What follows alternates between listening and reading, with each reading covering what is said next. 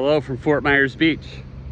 If you know anything about this little barrier island on the southwest coast of Florida, you know that it was nearly decimated.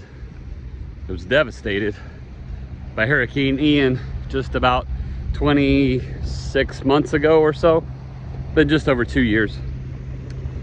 I'm sitting here trying to imagine if Trump were the head of the federal response, if he'd been in office in 2022 when the storm hit at the end of September, what that FEMA, response, lack of response, would have looked like in 2022 with Trump in power.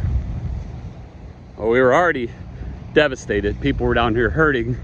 Would he have come down here and thrown paper towels at us like he did Puerto Rico? You know, that island of garbage down there in the Caribbean? Yeah, it's dark out today. See the clouds? Very ominous looking. It's a dark day for our country. That's what I came out here to talk about. People are reeling today. Close friends of mine are reeling today that are in multiracial relationships. One with a DACA immigrant who came over from Mexico, that now she's worried and making plans for the next 2 years to possibly move her American son and her American self and her DACA approved husband across the border to get away from the hell that they could face with deportations and immigration stuff. I have a niece, a black niece, who was just married over the weekend in the red state of Indiana, who's now on her honeymoon in the red state of Tennessee. And her mom, my sister's a little concerned that she's spending this weekend with all the hubbub around the Trump election. I have trouble even saying that, but yeah, she's worried about her safety in the backwoods of Tennessee with her white husband.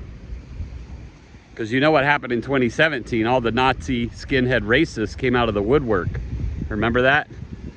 What do you think's about to happen? They were threatening civil war if he lost this election. What do you think's about to happen now that they feel unencumbered and free to be just as racist, misogynist, and xenophobic as they can? It's a dark day. It's a dark day. And so I worry about all the women in my family. I have 2 daughters that are adults that have been voting age. And I really thought their generation was going to own this election. I thought they were going to turn the tide. And of course, women were voting on the bodily autonomy issue and for a woman. But we do see that in 2024, just how misogynistic this patriarchal society still is. That they would not put a woman in power, and by God, definitely not a woman of mixed race. Obama was okay. He had 2 terms. He was a man. He was okay. That just shows you the depth of the misogyny in this country. We never passed the ERA, even in the 70s when it was at its peak. We never passed equal rights for women. And now we're rolling back their rights. We've already gone back 50 years with Roe v. Wade. Now we're ready to go all the way back 100 years to the 1920s, and maybe they can fight for their rights to vote again. Maybe they could fight for their rights to work outside the home again. Maybe they could fight to exist on an equal playing field with men. But it's going to be a long fight. It took 100 years to get here, right? And now we've rolled the clock back. I mean, we fell back on Sunday already, an hour. Now we just fell back 100 years to the 1920s. We're not even to the Great Depression yet. That's probably coming, thanks to Trump's terrible economic policies. That's probably coming. So it's a dark day. I worry for all the women in my family whose rights are being stripped away, for the trans allies in my family that have trans friends whose not only rights, but their life is in jeopardy now because of all the hatred and all the transphobia that they stirred up, MAGA world stirred up. They're just not gonna suddenly love the trans people and root for them. They're not gonna let them participate in government and be represented. No, their rights are already stripped away and their lives are at stake. Literally, transgender people have to worry about their safety. And then all the different gender identities, which there are multiple ones in my family. I come from a very diverse family, racially and gender identity wise. So I fear for the next generation in my family that finally flipped the script on it has to be white heterosexual Christian. No, we have black members of our family now. We have gay members and bisexual and everything under the rainbow pantheon in our family now.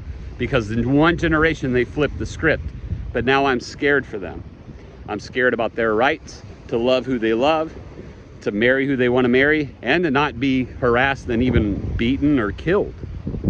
I mean, seriously, that's where we're at in America. We've rolled back 100 years so that civil rights will be stripped away next, gay rights are already under attack, and women's rights will be totally gone. If we get Project 2025, I mean, think about this. Think about Trump being as old as he is and demented. If he doesn't go to a psych ward soon, he'll be dead. And then we got J.D. Vance as our president. Have you thought about that reality? You just elected J.D. Vance to the second highest office in the land, one heartbeat away from the Oval Office. If that douchebag takes over for a dead or demented Trump, we've definitely got Project 2025 to deal with. He's going to turn this into a Christian nation and implement all those sick, fucking immoral, non-Christian laws on abortion, women's rights, all kinds of things. Be barefoot and pregnant in the kitchen, women, because we're rolling right back to 1920. You think I'm being hyperbolic. You think I'm being dramatic. Not at all. I am scared for the women of my family. I'm scared for the multiracial makeup of my family, for the gender equality or gender identity of those in my family, because you're not allowed to decide what you are. You're not allowed to love who you are, and you're not allowed to have certain beliefs in this country now. And pretty soon, yes, even your freedom of religion will be under attack. Freedom of speech and of the press already #1 in his list. He's got an enemies list a mile long. It includes the media, it includes his political opponents, it includes you and me, folks. If you don't agree with him, you're on the list. You're an enemy from within. So it's good to know that we learned nothing from Nazi Germany. It's good to know we learned nothing from the French Revolution. Let's just snuff out Lady Liberty's torch and send her back to France, because we didn't learn the lesson. I don't know what else to say. I'm disgusted. I'm disgusted with you, America. I don't believe the Republic will stand. I believe he's about to burn it to the fucking ground. He's gonna burn this representative republic to the fucking ground. Scorched earth policy, just like during the Civil War, the Confederates, or rather it was the Union that scorched earth, Sherman. He's gonna burn it all down, folks. Democracy is dead. He's promised you no more elections, and guess what? You won't need one. You won't need one when the dictator takes office in January. Yep. You did this, MAGA world, so good luck once they come for your rights. Don't come crying to us. I'm gonna be in another country by then, I hope. That's all from Fort Myers Beach. Yep. Dark night of the soul last night, and even darker today.